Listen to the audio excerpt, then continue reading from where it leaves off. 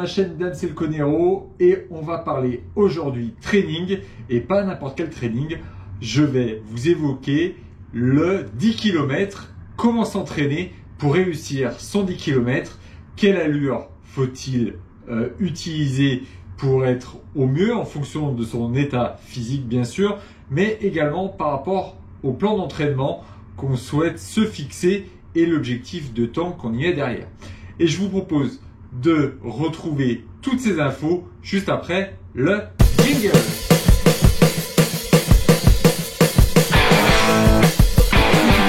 Il y a 10 km et 10 km.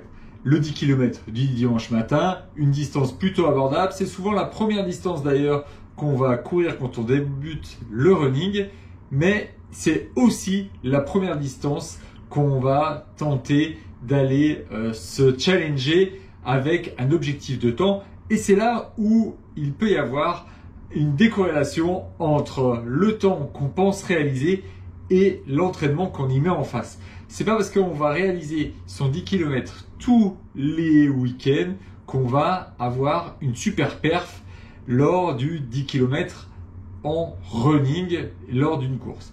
Et je peux vraiment vous parler de ça parce que ça m'est arrivé il n'y a pas si longtemps en me disant que avec l'habitude que j'ai, j'allais réaliser un temps assez facilement et force est de constater que c'est pas ça.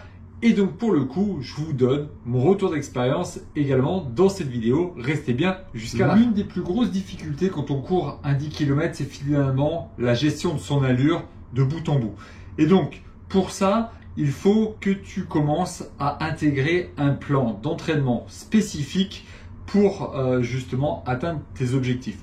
Et donc pour ça, c'est bien de mixer du fractionné et également d'y aller par progressivité pour ne pas effectivement aller à la blessure, au claquage et surtout pour que ça ait un effet bénéfique sur la gestion de ton allure.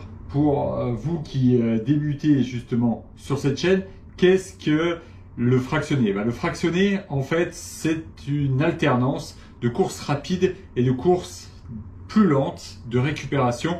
Elles sont indispensables en fait pour améliorer ton cardio, mais également la réactivité de tes muscles et également ton volume. Donc du coup, ça va permettre d'avoir un meilleur dynamisme et de pouvoir avoir une meilleure tenue de l'allure dans le temps. Le fractionné notamment va te permettre de développer ta VMA, ta vitesse maximale aérobique. En fait, c'est la vitesse à laquelle une personne consomme le plus d'oxygène, ce qu'on va appeler la VO2 max.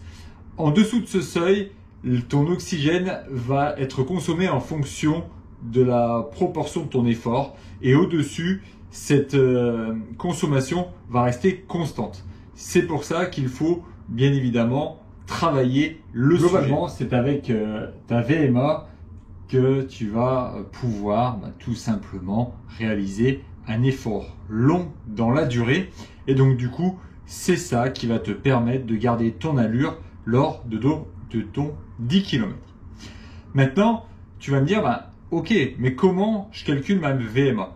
En fait, ta VMA à calculer, c'est assez simple. Il faut courir le plus vite possible pendant 6 minutes.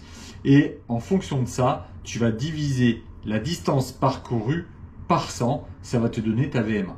Maintenant, il y a aussi d'autres façons de connaître sa VMA, notamment grâce à la technologie et avec vos montres connectées qui vont vous donner ou retranscrire votre VMA en fonction de la charge d'entraînement que vous avez. Et ça peut vous permettre tout simplement de développer votre VMA en fonction de vos runs, tout simplement grâce à votre, là c'est la Coros, mais ça pourrait être une montre Garmin, Suunto, etc. Et ça, c'est plutôt intéressant justement pour des plans d'entraînement spécifiques. On va y venir juste après. Moi, un plan spécifique que je vous conseille, je vais vous le donner, je vous le mettrai en description de cette vidéo parce que je trouve que c'est toujours intéressant d'avoir des exemples qu'il faut retravailler en fonction des uns et des autres. Mais en tout cas, moi je trouve que ça fait partie d'une bonne base de travail, un bon bagage. Moi, la préconisation que je vous ferai concernant le plan d'entraînement, c'est de partir sur un plan d'entraînement sur 8 semaines. Ça vous donne effectivement une certaine progression dans ce plan d'entraînement avec entre 3 et 4 séances par semaine et 2 séances la semaine de la course pour effectivement être efficient et aller chercher ce fameux RP que vous cherchez en venant regarder cette vidéo. Tu es nouveau ici, n'hésite pas à liker la vidéo, à cliquer sur la petite cloche pour ne rien rater et bien évidemment à t'abonner. Dans ce plan, moi je vous propose tout simplement de suivre chaque semaine, d'alterner une séance de fractionné et une séance de footing plutôt long pour répartir la charge de travail et éviter les blessures. Et dans ce modèle-là, ce qui est important finalement, c'est de toujours commencer vos séances de fractionné par 20 à 25 minutes de footing, d'échauffement. Ensuite, de partir sur piste, 400, 600 ou 800 mètres et de travailler du 30-30 ou faire ce qu'on appelle du pyramide. Donc 1, 2, 3, 2, 1 par exemple. Ça, ce sont pour les minutes. Ça vous permettra effectivement de travailler le fractionné.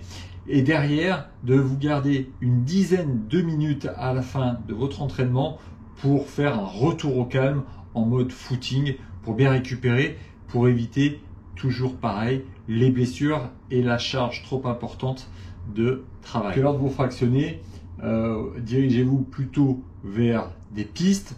C'est quand même plus sympa de travailler le fractionné dessus, puis ça nous donne aussi des repères. N'oubliez pas votre montre GPS parce qu'effectivement là aussi pour faire 30-30 c'est quand même plus facile ou faire effectivement la pyramide dont je vous ai parlé juste avant. Ça vous permettra peut-être d'intégrer d'ailleurs le programme à l'intérieur de votre montre. En termes de plan d'entraînement, c'est effectivement beaucoup plus fluide.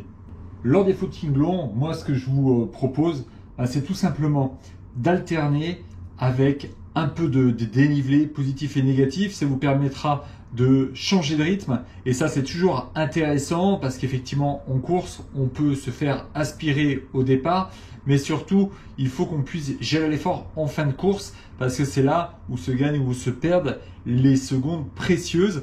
Donc du coup essayez tout simplement d'incorporer en fait des séances de rythme lors de vos footings en allongeant un peu la foulée, en allant un peu plus vite, en prenant de la montée, de la descente. Tout ça, ça sera hyper bénéfique pour le jour de votre course. Après, en conseil bonus, c'est toujours bien de varier un peu les terrains, justement pour changer d'habitude et être beaucoup plus concentré sur l'environnement qui nous entoure.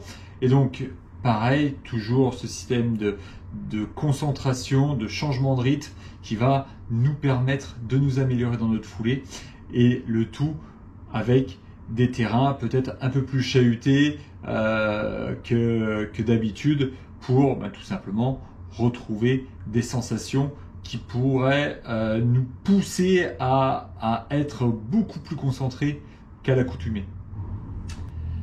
La semaine de la course, il est important d'alléger votre programme. Faites un fractionné en séance courte et le footing, faites-le en footing mode récup. Et vous verrez qu'après tout ça, vous serez très bien le jour de la course. Et donc du coup, vous n'aurez plus cette appréhension de vous dire « je vais atteindre l'objectif que je me suis fixé ». Donnez-vous simplement les moyens de réussir en suivant ce programme. Et moi, je vous dis bonne chance, à très vite pour une nouvelle vidéo, de nouveaux conseils. Et d'ici là, prenez soin de vous et on the road again.